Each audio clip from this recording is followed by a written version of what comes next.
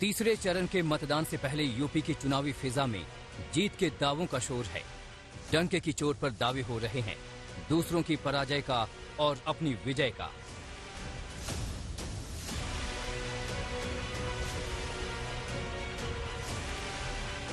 Samajwadi party और गठबंधन के लोगों ने शतक मार लिया है। अब 22 में भाजपा को जिताकर बाउंड्री लगानी है, चौका लगाना है। यूपी के लोगों ने ठान लिया है कि होली आने से पहले 10 मार्च को ही रंगों वाली होली हम धूम से विजय की होली मना देंगे।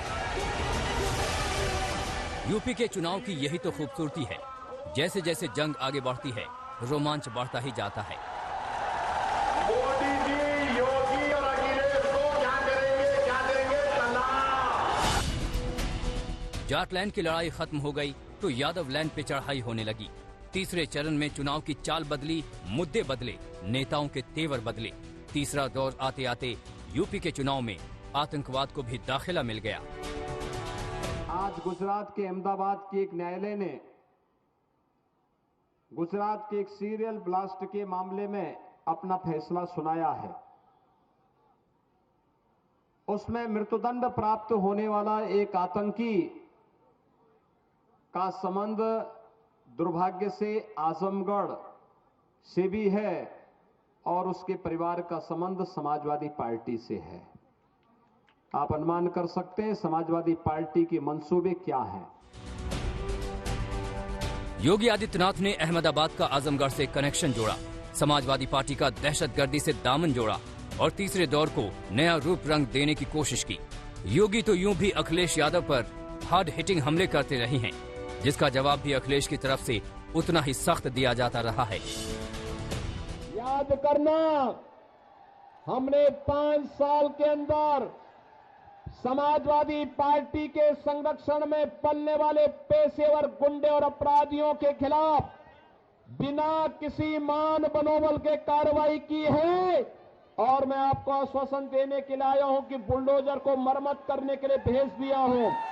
10 मार्च के बाद जब ये फिर से चलना प्रारंभ होगा तो जिन लोगों में अभी ज्यादा गर्मी निकल रही है, भाइयों बहनों, ये गर्मी 10 मार्च के बाद अपने आप शांत हो जाएगी।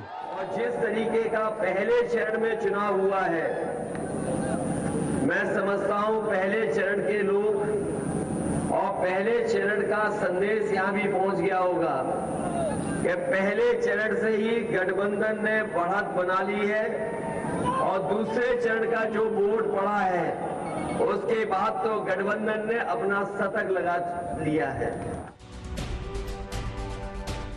यूपी का चुनाव सिर्फ यूपी तक ही नहीं ठहरता, इस चुनाव का दायरा बड़ा है। ये 2022 का चुनाव जरूर है, लेकिन इसका सीधा असर 2024 के लोकसभा चुनाव पर पड़ना तय है। इसलिए इस चुनाव में हमलों की कोई सीमा नहीं रहती। सारी हदें यूपी के चुनाव में पहले भी टूटती रही हैं और इस बार भी टूट रही हैं। अखिलेश के समर्थन में पिता मुलायम सिंह प्रचार के लिए उतरे तो उन पर भी प्रहार हुआ। नेताजी को भी लेकर के चले गए, मुलायम सिंह जी को, और मुलायम सिंह जी बेचारे मंच पे गए और मंच पे जाते ही उन्होंने कहा, ठीक है भाइयों बहनों, आप जो है करहल में जो काम कर रहे हैं अच्छा कर रहे हैं।